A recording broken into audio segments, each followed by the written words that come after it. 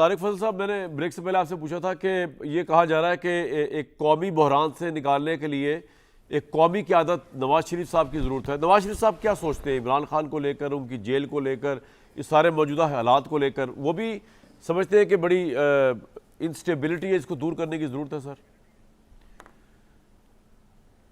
देखिए मियां नवाज शरीफ साहब, सबसे पहले तो ये बात है कि ये ढकी छुपी बात नहीं है कि इस वक्त पाकिस्तान में जो सियासी क़यादत मौजूद है तमाम जमातों की, उनमें सबसे सीनियर और सबसे ज़्यादा एक्सपीरियंस लीडरशिप है और एक्सपीरियंस लीडर हैं, और उनके जो तजर्बा रहा बतौर 3 दफ़ा मुल्क के प्राइम मिनिस्टर और 3 दफ़ा पंजाब के चीफ़ मिनिस्टर, वो सिर्फ उन्हीं के पास है।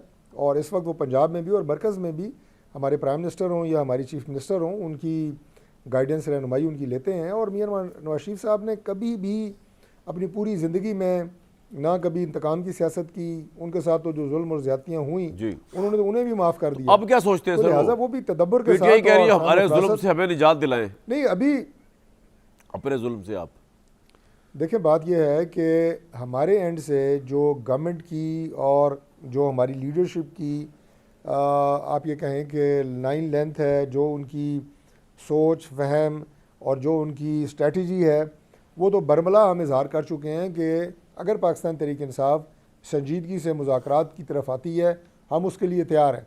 मियां नवाज शरीफ साहब, मैंने जैसे आपको पहले बताया कि वो पंजाब मरकज़ वो हमें जायज़ मुतालबात क्या है जो प्राइम मिनिस्टर भी कह रहे हैं? क्या जायज़ मुतालबा है जो हुकूमत के लिए एक्सेप्टेबल होगा, इस पर बात की जाएगी तहरीक इंसाफ से? नहीं, हमें कोई जायज़ मुतालबा हमने नहीं रखा। हम ये कहते हैं कि आप संजीदगी दिखाएं, अगर आपने बात करनी है अपना एक आप वक्त क्या है, संजीदगी क्या दिखाई जाए? कोई अपनी कमेटी बनाएं, थोड़ा बताएं ना सर। देखें संजीदगी क्या है। कमरान भाई एक तरफ तो इनकी लीडरशिप कहती है जी कि बातचीत होनी चाहिए, इन्होंने अपने सारे मामलात में बिल्कुल मुख्तसर बता देता हूँ, अपना सारा जो इन्होंने मोतबरी होती है, जो अपनी इख्तियारात किसी को देते हैं, पावर ऑफ अटार्नी, वो दी हुई है महमूद खान अचकज़ई साहब को तहरीक इंसाफ ने।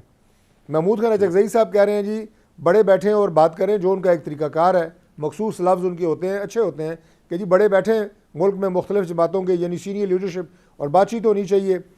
उसी लम्हे प्रेस कॉन्फ्रेंस अलीमा खान साहिबा कर रही होती हैं अडियाला जेल के बाहर, और वो ये कह रही होती हैं कि जिसने मुज़ाकरात की बात की उसका तहरीक इंसाफ से कोई ताल्लुक़ नहीं है और ये इमरान खान का फरमान है। अब मुझे बताएं कि ये क्या मैसेज है? जिसके पास पावर ऑफ अटार्नी है तहरीक इंसाफ की, हम उसकी बात सुने, या जो उनकी बहन है इमरान खान की, हम उनकी बात सुने?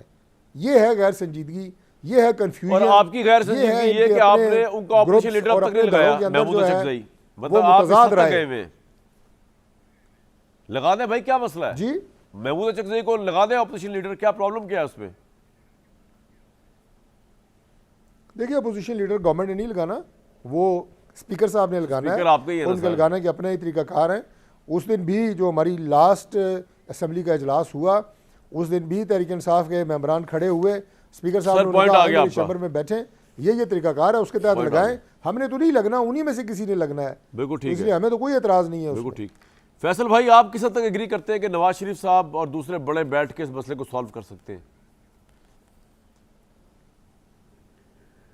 देखिए, मैं नवाज शरीफ साहब का जो मेरा नहीं ख्याल कि वो चाहेंगे कि इमरान खान साहब के साथ ये तारिक साहब जो कह रहे हैं इनका यही कहना बनता है मेरा ख्याल में। लेकिन नवाज शरीफ साहब ने हमेशा इंतकामी सियासत की है और वो नहीं भूलते।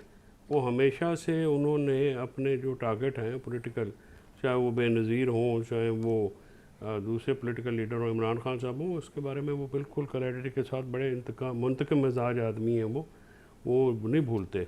और इस बार भी पता नहीं तारिक साहब को तो पर्दा रखने की ज़रूरत होगी, मुझे रखने की ज़रूरत नहीं है। उनके करीबी हल्के कहते हैं कि वो पहले इमरान खान साहब को सॉर्ट आउट करना चाहते हैं और फिर उसके बाद वो कोई जमहूरियत की बात करना चाहते हैं। इस वक्त वो बिल्कुल ये जो सारा हाइब्रिड निज़ाम है इसके आर्किटेक्ट वो हैं, नवाज शरीफ साहब। तो सारा उनका ही बनाया मेरा ख्याल है। मैं मियां नवाज शरीफ के फैसल भाई से ज़्यादा करीब हूँ।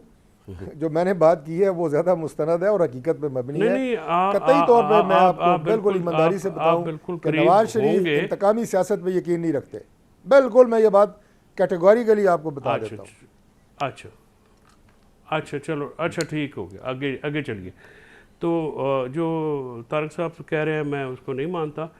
बाकी बात यह है कि इनके नज़दीक सीरियस मुतालबा ये है कि ठीक है जी सारे नू ढक दो, जो जिधर है इमरान खान साहब की भी बात ना करें, कुछ नहीं, आप हमें मान लें भाई। आप जो बात आपके नज़दीक सीरियस है वो बाकी सारी दुनिया के नज़दीक नॉन सीरियस है। यही बात खत्म हो गई। साहब ने कल कहा कि नए इलेक्शन कराएं। नहीं, बात तो देखें, बात तो होगी जब आप बैठेंगे। आपका पहली बात तो ये है कि जी बोले नहीं, अच्छा आप इजाज़त दे देना जी बोले। गुजारिश ये है कि ये जो हुकूमत चाहती है, हुकूमत तो ये चाहती है ना जी, और ज़ाहिर इनको तो ये सूट करेगा ना कि इमरान साहब के गुलियाँ उजड़ सुंजियाँ विच मिर्ज़ा यार फिरे, ऑब्वियसली और तो कोई बंदा ना हो। लेकिन ऐसा होता नहीं है। सियासत में तो सबको सियासी स्पेस देनी पड़ेगी। अब मैं एक बात तारक फजल साहब के लिए कह देता हूँ, इनको बेल आउट करने के लिए इनके पास पॉलिटिकल स्पेस है। कौन सी पीपल्स पार्टी और उनके पास ये फैसले करेंगे? फैसले तो जिन्होंने करने हैं उन्होंने करने हैं। ये इनकी पॉलिटिकल स्पेस ये हुकूमत कर रहे हैं, सियासत में तो ये बिल्कुल जीरो है। सर आपका पॉइंट आ गया मुझे। आपकी बात दुरुस्त, हमने कभी इनकार नहीं किया, लेकिन मैं ये तो कह रहा हूं आपने प्राइम मिनिस्टर को एड्रेस गलत किया है। सियासतदानों से बात करते हैं।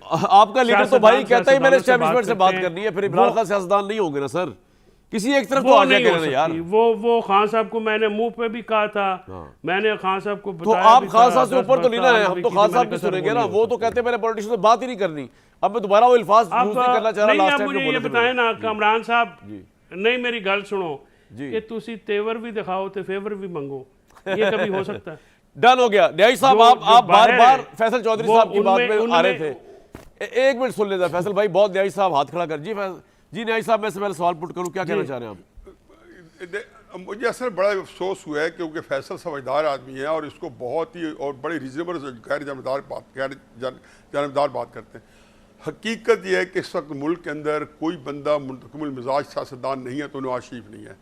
आप ये देखें, देखो बड़ा ही मुझे अजीब लगा कि एक बंदे के आप उसका ट्रैक रिकॉर्ड देख लें, 2013 से लेकर 2018 तक आखिरी दफ़ा वज़ीर आज़म है, एक बता दे किसी के खिलाफ, कोई मीडिया के खिलाफ, किसी सियासतदान के खिलाफ, किसी के खिलाफ कोई कार्रवाई हुई हो किसी किस्म की। हाँ, अब बताएं उससे पहले जो था 97 के से पहले जो बेनजीर साहब के साथ या 88 के अंदर या 89 मैं एग्री नहीं करता फैसल चौधरी साहब से कि नवाज शरीफ साहब इस हाइब्रिड निजाम के आर्किटेक्ट हैं। वो मैं उधर भी आ रहा हूं। जल्दी आ जाइए न्यायी साहब, टाइम कम है ब्रेक से पहले। अच्छा, आप दरमियान में बोलेंगे कामरान, आधा टाइम तो आप ले लेते हो, दरमियान में आप 2 मिनट में बात खत्म हो जानी थी, 1-1.5 मिनट के अंदर। सर दूसरी बात यह है कि जितनी दफ़ा ये हुई इंतकामी सियासत, नवाज शरीफ साहब के 97 में इक़्तिदार में आने से पहले जरदारी साहब भी अंदर थे और सारे अंदर थे, हारे को पता है कि निज़ाम क्या काम कर रहा था। फिर हाइब्रिड निज़ाम का निज़ाम नवाज शरीफ से क्या ताल्लुक है, या इमरान खान से क्या ताल्लुक है, ये शहबाज शरीफ साहब से क्या ताल्लुक है? इसके रुए रवा तो भाई जिन्होंने हाइब्रिड को मेरी बात तो कर यार, मेरी बात तो करने दे यार, बात तो मेरी एक फिक्र मुकम्मल होने दे। मेरा अगर कभी एक फिक्र नहीं मुकम्मल करने देते आप। 2018 में ना इलेक्शन इमरान खान ने कराए हैं, ना 2024 के शहबाज शरीफ साहब ने, नवाज शरीफ साहब ने कराए। इसलिए ये तो अजीब सी मुझे बात लगी। और आखिरी बात यह कि मैं आपको बताऊं कि मैं तारिक फजल चौधरी साहब के लिए मेरी नवाज शरीफ साहब से मुलाकात हुई और इससे ज्यादा सर मुझे एक ब्रेक के लिए कहा